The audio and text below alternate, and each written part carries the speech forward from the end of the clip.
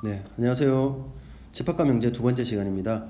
여기서는 수학적 논리를 다뤄보려고 합니다. 우리가 어떤 주장을 할 때 그것이 참이냐 거짓이냐 하는 거 중요한 문제죠. 다시 말해서 옳고 그름을 따지는 문제는 우리가 일상생활에서도 아주 중요한 문제가 되는데요. 어떤 것이 옳으냐 그르냐 하는 문제, 또 그것을 어떻게 우리가 확인을 할 거냐 하는 문제, 곧 이것이 논리의 문제가 되는 거죠. 그래서 우리가 어떤 주장을 하려고 할 때 그것이 그냥 내 생각만으로 하는 고집스러운 주장이 되는 게 아니라 어떤 근거를 가지고 하는 어떤 논리적인 주장을 하는 것, 또는 상대방의 주장에 대해서 정당하게 논리적으로 또는 합리적으로 반박하는 것, 이것들은 되게 중요한 문제가 되고요. 이것을 이제 수학에서 아주 분명하게 풀어나갈 수 있습니다. 우리가 집합에서 그 대상을 명확하게 하는 그런 어떤 모임들로서의 어떤 집합과 또 원소의 개념으로부터 시작을 했던 것처럼, 이 명제에서는 명제라는 것과 조건이라는 개념으로부터 시작을 합니다. 자, 명제는 참 거짓을 명확하게 판별할 수 있는, 이 참 거짓이 중요한 거죠. 이것을 명확하게 판별할 수 있는 어떤 문장이나 식, 판별한다는 것이 굉장히 중요한 문제가 되고요. 예를 들면 뭐 있을까요? 삼각형의 세 내각의 합은 270도이다. 이상하죠? 그런데 우리는 이것이 거짓이라는 걸 명확하게 알아요. 그러면 이것은 명제다, 이렇게 볼 수 있는 거죠. 자, 우리가 참 거짓 할 때 참은 true, t라고 표현하고요. 거짓은 false니까 tf, 이런 기호로 표현할게요. 자, 그런데 사람들은 정당한 대우를 받고 있는가? 이렇게 질문을 던지면 이 질문을 맞다 틀리다 이렇게 할 수는 없잖아요. 그래서 질문형은 우리가 명제가 될 수는 없죠. 그런데 이걸 평서문으로 바꿔서 사람들은 정당한 대우를 받고 있다라고 하면 이제는 약간의 판단을 할 수 있는 시점이 될 것 같은데, 자, 이건 조금 더 이제 생각을 해볼 필요는 있겠네요. 그래서 일단 참과 거짓을 명확하게 판별할 수 있느냐 없느냐, 이것이 명제를 가르는 기본이 되고요. 자, 명제와 비슷한데 약간 다른 게 있습니다. 이 변수의 값에 따라서 참 거짓이 명확하게 판별할 수 있는 것들도 있을 수 있죠. 특히 수학에서는 이런 것들이 많이 등장하는데요. 예를 들어서 x는 10보다 작은 소수이다, 이런 거. x는 10보다 작은 소수이다, 이렇게 하면 이거는 참일까요 거짓일까요? t? f? 모르죠. x가 만약에 2라면 이건 10보다 작은 소수가 맞죠. x가 3이라면 오케이, 좋습니다. 근데 x가 6이라면 이거는 이 문장 자체가 거짓이 되는 거죠. 따라서 이런 것처럼 이 변수가 있어서 변수에 따라서 참 거짓이 바뀐다, 이러면 이것은 조건이라는 다른 말로 표현을 합니다. 자, 이렇게 했을 때 우리는 이 조건에서는 특히 우리는 이제 수학적인 논리에서는 사실은 이 t 쪽이 더 관심사가 있거든요. 어떨 때 우리가 참이 되느냐. 그래서 전체 집합의 원소 중에서 이 조건을 참이 되게 하는 그런 모든 원소들을 다 모아놓습니다.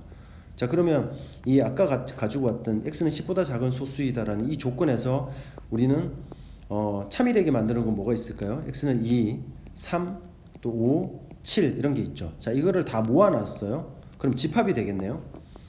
자, 그래서 이 집합 P라고 생각하면 이 집합을 생각할 수 있고, 그래서 어떤 조건을 참이 되게 만드는 그들을 다 모아놓은 걸 우리는 진리 집합 이렇게 표현합니다. 자, 진리가 되는, 참이 되는 그런 집합, 이렇게 되겠죠. 자, 이 진리 집합이 사실은 우리가 이번 단어에서 다루고 있는 집합과 또 명제를 연결하는 아주 중요한 키워드가 되고요. 이 진리 집합에 따라서 우리 명제의 참거짓을 판단할 때 이 집합을 이용해서 우리가 참거짓을 판단할 수 있는 아주 좋은 도구를 제공을 하고 있습니다. 그래서 집합으로 표현한다면 전체 집합이 있을 때 어떤 집합 P 안에 다 속하는 것, 이것이 이제 진리 집합이 되겠죠. 자, 우리가 이제 집합에서도 아주 기본 개념으로부터 약간 복합된 개념으로 이렇게 좀 뻗어 나갔는데요. 그래서 이 명제에서도 마찬가지입니다. 여러 가지 논리들을 결합을 해서 이제 아주 간단한 것부터 이제 복잡한 논리로 뻗어 나갈 수 있겠죠. 그래서 사실은 우리가 일상생활에서 생활하는 것뿐만 아니라 진짜 세상은 굉장히 복잡한 논리로 이루어졌다고 볼 수 있는데, 이 복잡한 논리를 바로 다룰 수는 없으니까 수학적인 아이디어는 아주 간단한 어떤 개념, 이 개념을 정의를 하고 이것들을 결합을 함으로써 이제 복잡한 것들을 표현할 수 있는 방향으로 이렇게 쭉 나가거든요. 역시 핵심은 이 복잡한 것이 되었든 어떻든 간에 참과 거짓을 어떻게 판단할 거냐, 이것이 바로 핵심이 됩니다. 자, 첫 번째 논리의 결합은 바로 또는이라는 건데요. 어떤 조건이나 명제, 그걸 각각 우리가 P, 이 명제나 조건을 우리가 P, Q 이렇게 소문자로 표현합니다. 이렇게 표현했다고 합시다. 그러면 우리가 P 또는 Q라는 결합된 명제, 복합 명제를 생각을 할 수가 있거든요. 뭐 예를 들면 이런 게 되겠네요. 눈이 오거나 눈이 온다라는 그 명제와 눈이 오거나 또는 비가 온다 이렇게 생각을 할 수 있겠죠. 이런 두 개, 눈이 온다와 비가 온다라는 두 개가 또는이라는 말로 결합이 되어 있습니다. 자, 이런 명제를 생각해 볼 수 있고, 그러면 이제 다양한 표현이 가능해지겠죠. 그럼 이것의 참거짓은 어떻게 표현할까요? 자, 바로 진리집합 또는 집합으로 표현하면 되는데요. 또는 우리 많이 들어봤죠. 집합에서 바로 합집합이 되겠죠, 그죠? 자, 집합을 표현할 땐 대문자로 표현하니까 P 또는 Q는 P와 Q의 바로 합집합이 됩니다. 그림으로 표현한다면 P와 Q의 바로 합집합, 어느 P에 속하거나 또는 Q에 속하는 어느 쪽에 속해도 이것은 이 명제는 참인 명제 이렇게 되겠죠. 자, 그리고 그럼 당연히 생각할 수 있겠죠. P 그리고 Q다 그리면 이건 눈이 오고 비가 온다.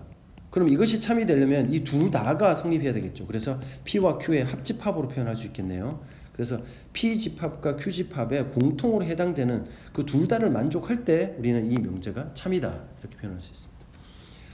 자, 부정이라는 걸 생각해 볼 수 있는데 어떤 명제에 대해서 not P 이렇게 표현합니다. 읽을 때 not P라고 표현하고요.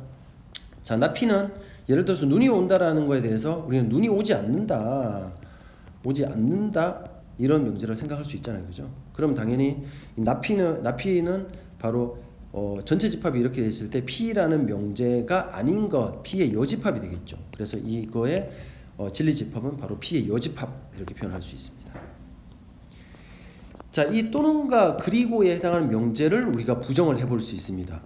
자, 집합에서도 우리 드모르가니 법칙이라는 것들이 있었는데요. 합집합과 교집합이 왔다 갔다 하는 게 있었죠, 그죠? 자, 드모르가니 법칙을 한번 생각을 해보겠습니다. 그러면 자, 또는은 우리가 표현할 때 우리 집합 논리의 기호는 이렇게 표현하고요. 그리고는 이렇게 표현합니다. 그러면 P 또는 Q의 부정을 하게 되면 바로 어떻게 되냐면 not P, not Q의 그리고 이렇게 표현합니다. 이것은 드모르간의 법칙에서 P, Q의 합집합의 여집합이 바로 P의 여집합, Q의 여집합의 교집합으로 바뀌는 것과 똑같죠. 자, 이것은 not P and Q 이렇게 표현된 것이 not P or not Q 이렇게 표현한 거하고 같다는 거 우리 집합을 통해서 확인을 해보면 되겠습니다. 자, 그러니까 이 명제는 사실 집합의 논리를 그대로 가지고 왔습니다. 그래서 집합과 명제 이렇게 표현할 수 있는 거죠.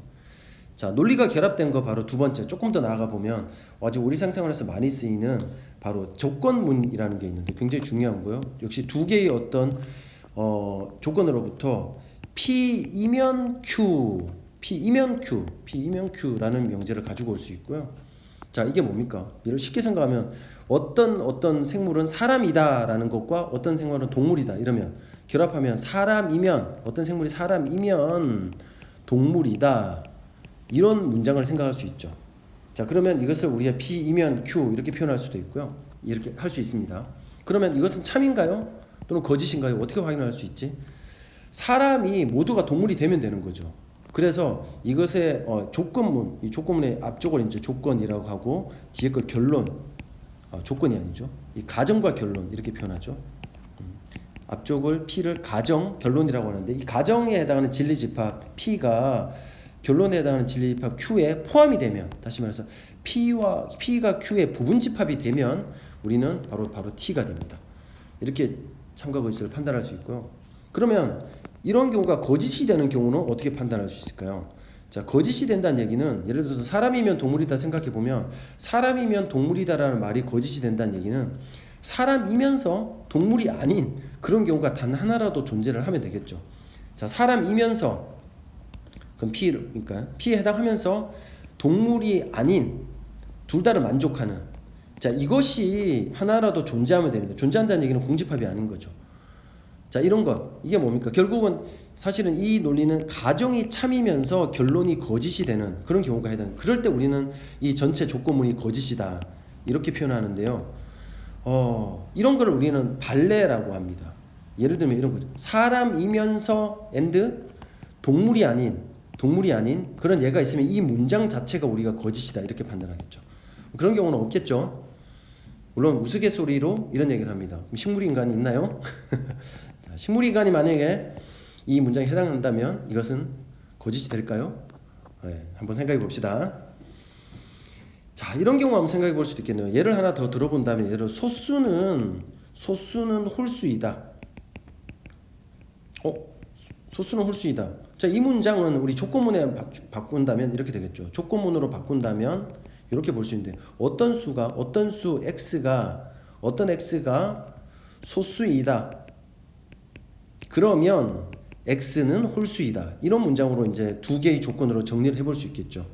자, 그러면 자, 이거의 p는 항상 q에 포함이 되나요? 그렇지 않죠. 이것에 성립하지 않는 예 하나가 있을까요? 맞습니다. 바로 2가 존재하죠. 2는 소수이지만 바로 홀수가 아닌 예가 되겠죠. 이런 예를 우리가 반례라고 하고요. 반례가 하나라도 존재하면 우리는 조건문은 거짓이다 이렇게 판단할 수 있습니다.